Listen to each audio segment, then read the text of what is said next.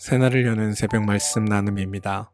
오늘은 2025년 3월 26일 수요일이고 말씀을 전하는 저는 강민 목사입니다.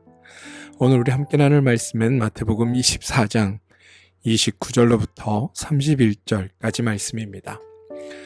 그날 환란 후에 즉시 해가 어두워지며 달이 빛을 내지 아니하며 별들이 하늘에서 떨어지며 하늘의 권능들이 흔들리리라.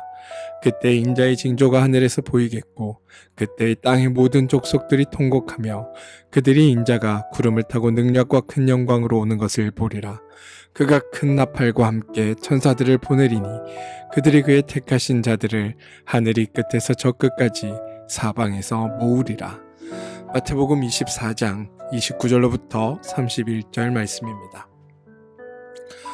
오늘 말씀도 마태복음 24장 3절에 나오는 제자들의 질문, 즉 주의 임하심과 세상 끝에는 무슨 징조가 있사오리이까에 대한 대답으로 주어지는 본문입니다. 그러나 여러분, 그 질문과 대답 속에서 제자들이 질문하는 주의 임하심과 세상의 끝, 여기에 대한 의미와 예수님께서 대답하시는 주의 임하심과 세상의 끝의 의미는 전혀 다르다라는 것을 아셔야 한다라는 말씀을 드렸습니다. 보시면 제자들과 사람들은 주님 앞에 징조를 구합니다. 왜 구했느냐? 징조를 보면 이해할 수 있을 것이라고 생각했고, 그렇게 징조를 보고 알아차리면 직면한 상황에 대처할 수 있는 능력이 있게 된다라고 생각했다는 겁니다. 자기들이 죄인이라는 사실을 알지 못하기 때문에 죄에 관해서는 단 한마디도 한 가지도 질문하지 않습니다. 하지만 예수님은 저들이 죄인이다라는 것을 알고 계십니다. 죄인에게는 하나님의 일하심의 징조를 주어도 알 수 없다라는 것을 알고 계시고, 징조조차 알 수 없으니 직면한 상황에 대해서는 아무런 대처 능력도 없다는 것을 예수님은 알고 계십니다. 무능력한 자에게 수단이 기회로 제공되어도 소용이 없고 도리어 결과가 은혜로 주어져야지만 되는 겁니다. 결국 예수님의 말씀은 우리 인간들을 향해서 이렇게 해라 라는 권면의 말씀이 아니라 하나님이 이렇게 하실 것이다 라는 선언이며 선포라는 게 어제까지 말씀이었습니다. 우리가 오늘의 말씀을 진행하기 전에 용어의 개념을 하나 더 설명하고 지나가야 합니다. 24장이 세상의 종말에 관한 예언이라고 생각하는 사람들이 많이 있습니다. 그 사람들이 혼동하는 것 중에 큰 것 중에 하나가 바로 세대, 이 세대라는 표현입니다. 34절을 보시면 이 세대가 지나가기 전에 이 일이 다 일어나리라 라고 이야기합니다. 예수님이 말씀하시는 이 세대는 무엇을 의미하는 것일까요? 마태복음 내에서 이 세대라는 말은 총 8번 등장합니다. 사람들은 흔히 세대라고 하면 아버지 세대, 아들 세대, 할아버지 세대 이런 식으로 구분합니다. 그래서 한 세대를 오늘날을 기준으로 한 30년 정도의 간격으로 생각합니다.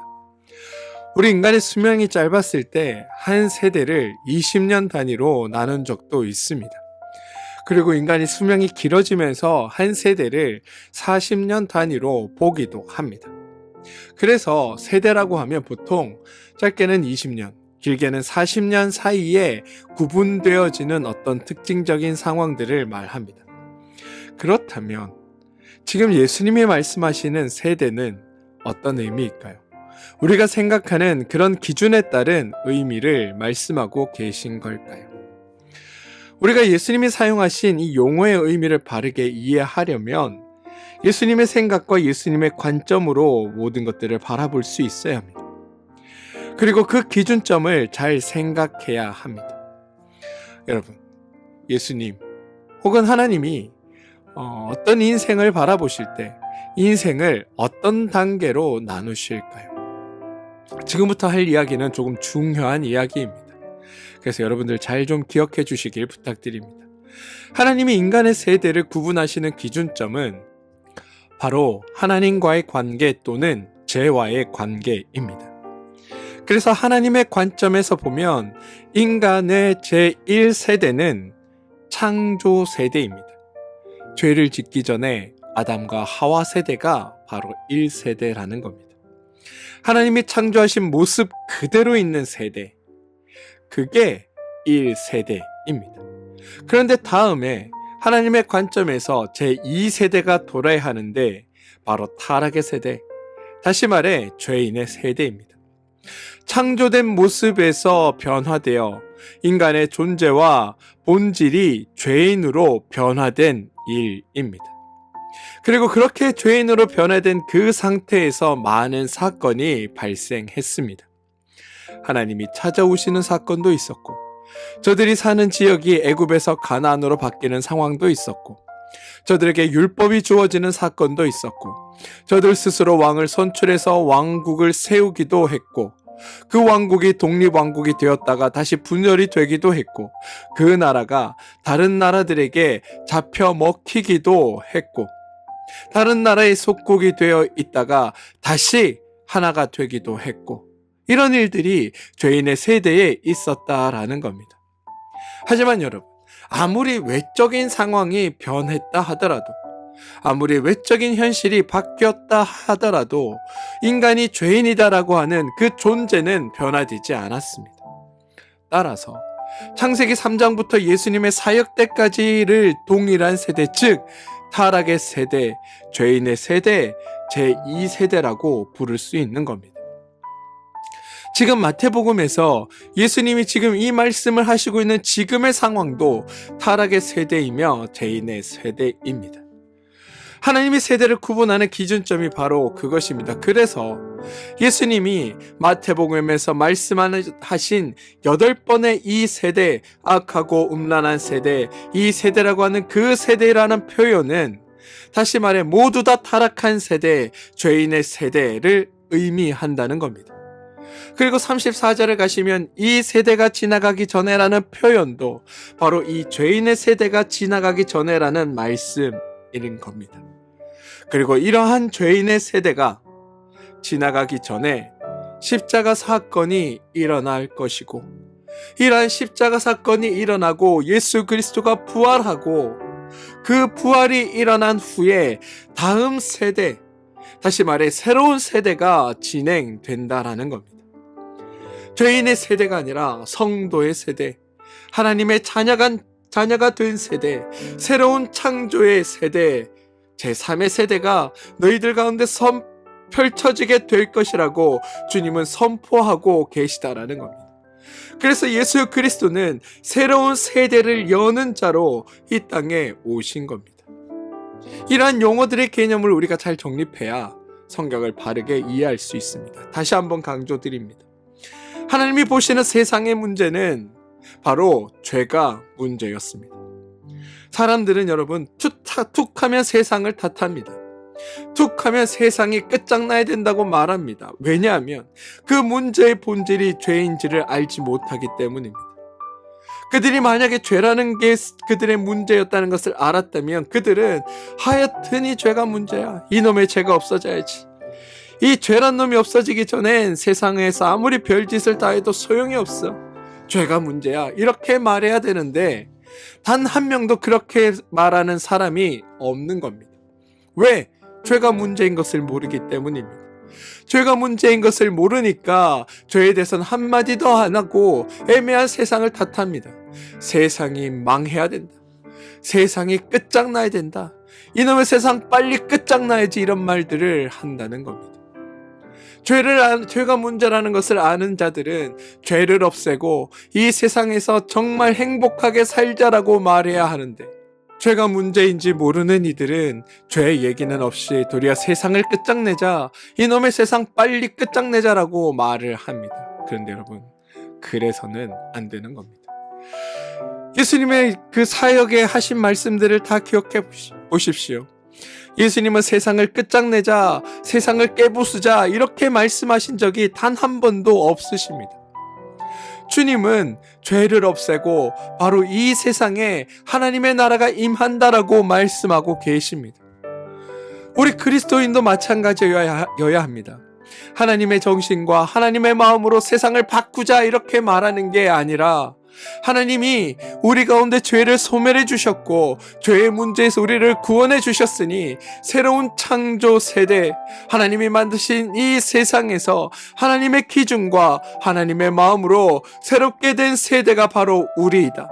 하나님의 자녀된 세대가 바로 우리이다. 하나님이 우리를 성도로 불러주셨다. 그러니 세상을 저주하고 원망하고 세상을 바꿀 것이 아니라 하나님이 이루시고 완성하신 일 앞에 기뻐하며 감사하며 우리에게 주어진 이 세상을 하나님 안에서 행복하게 살아가는 것에 우리가 더 집중해야 한다라고 말해야 한다는 겁니다. 내게 없는 것에 한탄하고 내가 가지지 못한 것을 가지기 위해 애쓰기보다 하나님이 내게 주신 것, 내게 베푸신 것, 내게 이루신 일, 내게 행하신 것들을 생각하며 그것들이 무슨 일들인지를 집중하고 그것이 나에게 이루어졌음에 기뻐하고 감사하며 나에게 주어진 이 새로운 세대로서의 삶, 죄로부터 단절되고 새롭게 시작된 나의 이 생을 기뻐하며 감사하며 행복하게 살아가는 것, 그리고 이 생에서 펼쳐질 행복의 일들, 하나님이 이루실 일들에 대해 기대하며 살아가는 것, 그게 그리스도인들이 이 땅에서 해야 하는 일들이라는 겁니다.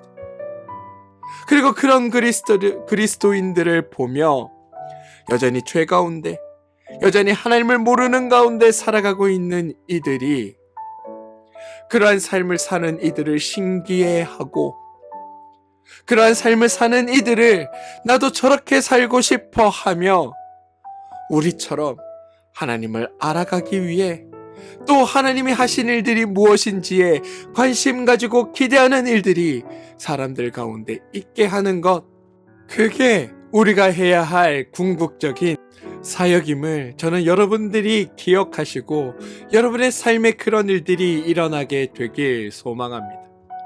우리를 보며 하나님을 알지 못하는 이들이 하나님이 자신에게도 우리에게 행한 일들을 동일하게 이루셨다라는 것을 발견하게 하고 그들 또한 자신의 생을 기쁨과 감사와 기대와 소망 가운데 살아가게 하며 그들이 그렇게 살아가며 참된 기쁨을 누리며 살아가게 하는 것, 그게 성도인 우리가 해야 할 일이라는 것.